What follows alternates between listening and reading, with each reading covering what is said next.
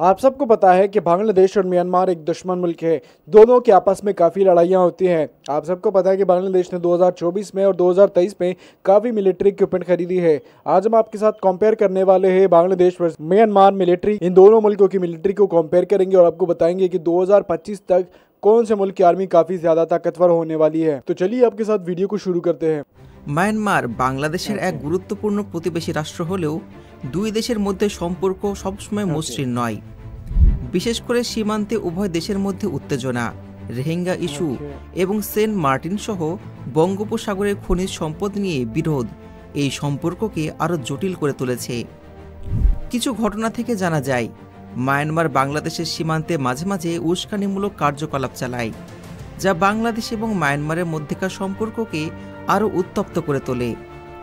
সম্প্রতি কক্সবাজারের নদীতে বাংলাদেশের মৎস্যজীবীদের ওপর মায়ানমারের গুলিবর্ষণের ঘটনা উদ্বেগজনক। এই ধরনের কার্যকলাপের কারণে উভয় দেশের মধ্যেই উত্তেজনা ক্রমাগত বেড়ে চলেছে। এছাড়া রোহিঙ্গা ইস্যু দুই দেশের মধ্যে আরও একটি বড় সমস্যার কারণ হয়ে দাঁড়িয়েছে। মায়ানমারের রাখাইন রাজ্যে নির্যাতনের শিকার হয়ে প্রায় 10 লক্ষ রোহিঙ্গা শরণার্থী বাংলাদেশে আশ্রয় নেয়, কিন্তু মায়ানমার তাদের ফিরিয়ে নিতে আগ্রহী নন। বাংলাদেশের পক্ষে এত বিপুল শরণার্থী জনগোষ্ঠীকে স্থায়ীভাবে আশ্রয় দেওয়া এবং দেখভাল করা কঠিন হয়ে পড়েছে। সেন্ট মার্টিন দ্বীপ এবং বঙ্গোপসাগরের খনিজ সম্পদের ওপর মায়ানমারের দাবি দুই দেশের সম্পর্ককে আরও জটিল করে তুলেছে। বাংলাদেশ এই দ্বীপকে তার নিজের ভূখণ্ড হিসাবে স্বীকৃতি দেয়, কিন্তু মায়ানমার তাদের মানচিত্রে এটিকে নিজের অংশ হিসাবে প্রদর্শন করছে।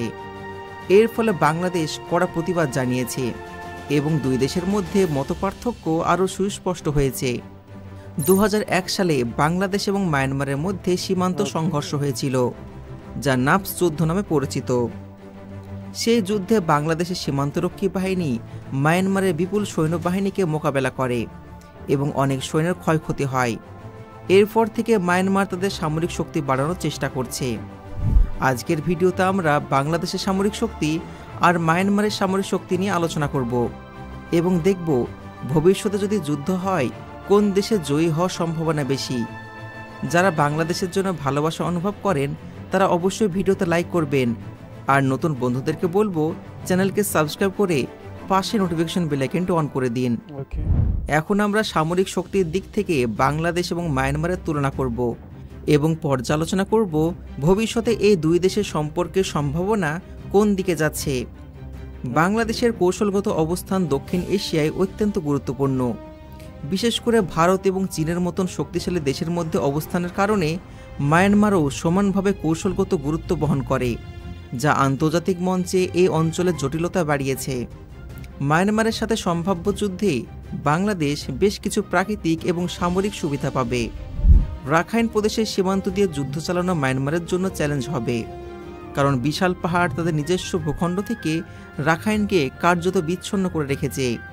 এই পাহাড়ি অঞ্চল পেরিয়ে মায়ানমারের জন্য যুদ্ধ চালানো অনেকটা কঠিন হবে।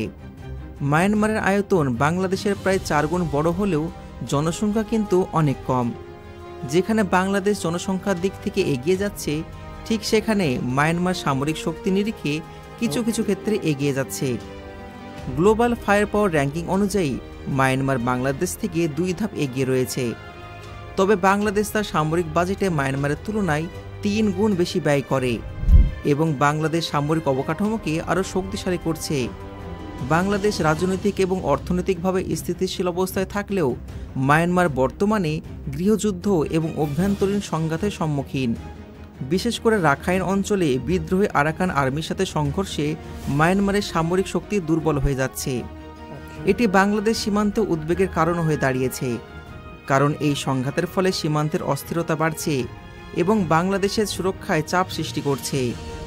যদিও মায়ানমার সামরিক শক্তিতে কিছু ক্ষেত্রে এগিয়ে থাকবে, কিন্তু বাংলাদেশের কৌশলগত অবস্থান এবং অভ্যন্তরীণ স্থিতিশীলতা তাদের সম্ভাব্য সংঘাতে দৃঢ়ভাবে প্রতিরোধ করতে সক্ষম।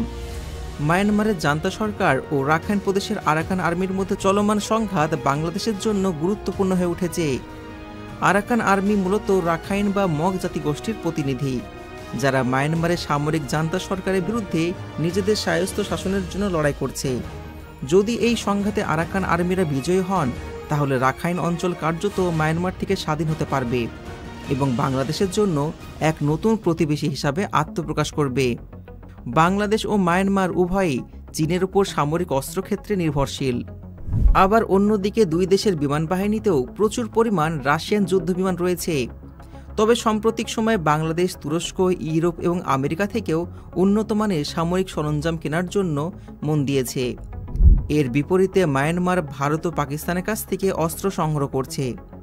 অস্ত্রের মান এবং আধুনিকতার দিক থেকে বাংলাদেশ বর্তমানে মায়ানমারের তুলনায় অনেক এগিয়ে। এবার আমরা দেখে নেব সামরিক শক্তির তুলনা। মায়ানমারের নিয়মিত সেনাবাহিনীতে প্রায় 4 লক্ষ সদস্য ছিল, তবে চলমান গৃহযুদ্ধে লোকবল ঘাটতির কারণে এই সংখ্যা প্রায় 3.5 লক্ষে নেমে এসেছে। আর তাদের প্যারামিলিটারিতে সদস্য রয়েছে প্রায় 50,000।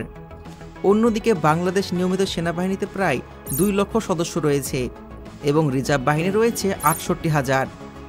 বাংলাদেশের 6 লক্ষ সদস্য বিশিষ্ট একটা বিশাল প্যারামিলিটারি ফোর্স রয়েছে, যা বিশ্বের সবচেয়ে বড় প্যারামিলিটারির অন্যতম।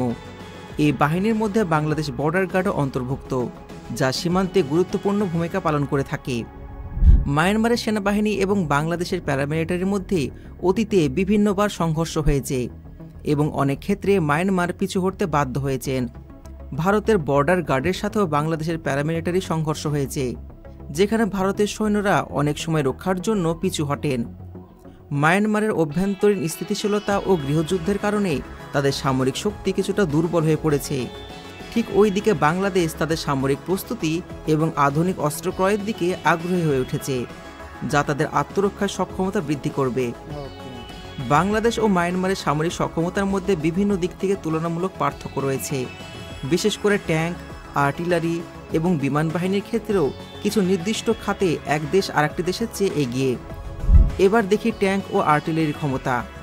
মায়ানমারের কাছে মোট 668টি ট্যাঙ্ক রয়েছে এবং রয়েছে 1700টি বিভিন্ন ধরনের আর্টিলারি এবং রকেট লঞ্চার, আর এগুলো তাদের স্থলযুদ্ধের শক্তি ক্ষমতা বৃদ্ধি করছে। আর্টিলারি ও রকেট প্রজেক্টের ক্ষেত্রে মায়ানমারের সামরিক সক্ষমতা সবচেয়ে বেশি। এবার আসি বাংলাদেশের দিকে।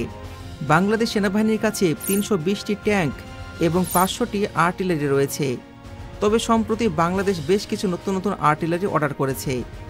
বাংলাদেশ চীন থেকে তৈরি অত্যাধুনিক লাইট MBT-85 ট্যাঙ্কের মতন শক্তিশালী ট্যাঙ্কও রয়েছে, যা তাদের সামরিক শক্তি বাড়িয়েছে।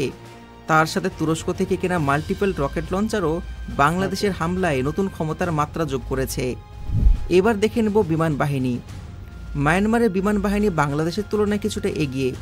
তাদের কাছে প্রায় 80টির মতন যুদ্ধ বিমান রয়েছে, যার মধ্যে রয়েছে রাশিয়ার তৈরি MiG-29 এবং সুখোই 30। MiG-29-এর দিক থেকে মায়ানমার উল্লেখযোগ্যভাবে এগিয়ে রয়েছে। তাদের কাছে আছে 31টি MiG-29। অন্যদিকে বাংলাদেশ বিমান বাহিনীতে প্রায় 40টি যুদ্ধ বিমান রয়েছে, যার মধ্যে রাশিয়ান MiG-29 রয়েছে মাত্র 8টি। তবে সুখবর হলো বাংলাদেশ সম্প্রতি পাকিস্তান থেকে 40টি F-17 যুদ্ধবিমান কেনার চুক্তি করেছে। ये युद्ध विमानগুলো डेलीवरी पावर पर बांग्लादेशी विमान। जैसे आप सबको पता है कि बांग्लादेश जो है दुनिया की ताकतवर आर्मी की लिस्ट में अब नीचे की तरफ आ रहा है, यानी कि पहले ऊपर नंबर था जैसे कि 37, 38, अब नीचे की तरफ आ रहा है और म्यांमार भी इन्हीं की नंबरों के आगे पीछे चल रहा है। यानी मतलब अगर आप बांग्लादेश को अगर आप देखेंगे तो 35 पे है, म्यांमार को देखेंगे 34, 35 के करीब है। दोनों ममालिक काफ़ी ताकतवर है और मैं इस बात को एग्री बिल्कुल भी कर रहा हूँ कि यार बांग्लादेश जिस तरीके से मिलिट्री इक्विपमेंट खरीद रहा है वैसे म्यांमार भी खरीद रहा है, लेकिन बांग्लादेश की स्ट्रेटजी थोड़ी सी अलग है, म्यांमार की अलग है। दोनों ममालिकों को अगर हम 2025 के नज़रिए से देखेंगे तो अगर लड़ाई हो जाती है तो दोनों ममालिकों का 90% नुकसान होगा, क्योंकि भाई दोनों ममालिकों के पास कोई भी न्यूक्लियर वेपन नहीं है और दोनों ममालिक काफ़ी ख़तरनाक है। आप सबको पता है कि भाई बांग्लादेश और म्यांमार आपस में कई अरसे से लड़ रहे हैं, कई अरसे से ये लोग जो है वो एक दूसरे के बॉर्डर पर फायरिंग करते, एक दूसरे को मारते वारते हैं। लेकिन यहाँ पर अगर हम देखें तो म्यांमार और बांग्लादेश की मिलिट्री अब आहिस्ता आहिस्ता से इम्प्रूव कर रही है। बांग्लादेश में नए इक्विपमेंट ले रही है, फाइटर जेट्स ले रही है, तो इसी से हमें अंदाज़ा हो रहा है कि बांग्लादेश मिलिट्री अब जो है आगे की तरफ जा रही है। तो अगर आप लोगों को दोनों ममालिकों को कंपैरिजन अच्छा लगा है तो वीडियो को लाइक लाजमी करिएगा।